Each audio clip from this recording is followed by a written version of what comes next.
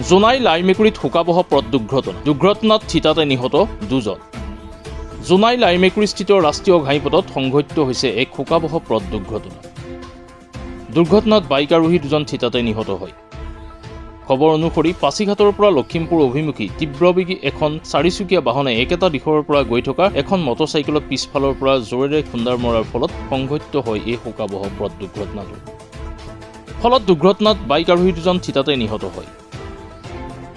নিহত বাইক আৰোহী 2জন জোনাই লাই মেকুৰীৰ ট্ৰাকু গাঁৱৰ মণিকা পাতিৰ বুলি জানিব পৰা গৈছে। আনহাতে অন্যজনৰ পৰিচয় বাতৰি সংগ্ৰহ কৰাৰ সময়লৈকে জানিব পৰা হোৱা নাই। দুৰ্ঘটনা সংঘটিত কৰাৰ বাহনখনৰ নম্বৰ হৈছে AR01S4040, আনহাতে মটৰচাইকেলখনৰ নম্বৰ হৈছে AR09C7419। ইতিমধ্যে ঘটনাস্থলীত জোনাই আৰক্ষী উপস্থিত হৈ তদন্ত অব্যাহত ৰাখিছে বুলি জানিব পৰা গৈছে। দুখন বাহনে পাছিঘাট মুখৰ পৰা আহি আছিলে লখিমপুৰ দিশে। এইটোৰ কাৰণে বাইকখন আগে আহি আছিল, তাৰপিছত কাৰখন পিছত পূৰা তীব্ৰবেগীত আহি আছিলে।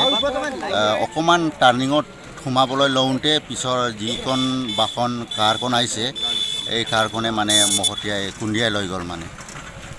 ছোৱালীকেইজনী আমাৰ নিজৰ গাঁৱৰে ছোৱালী হয়। ছোৱালীজনী মিচিং ফিল্ম জগতৰো অভিনেত্ৰী আছিলে, মণিকা পাতিল। এতিয়া বৰ্তমান ল'ৰাজনৰ নামটো জানিব পৰা নাই, কিন্তু আমি ল'ৰাজনৰ গাঁওখন ৰায়াং বুলি আমি গম পাইছোঁ।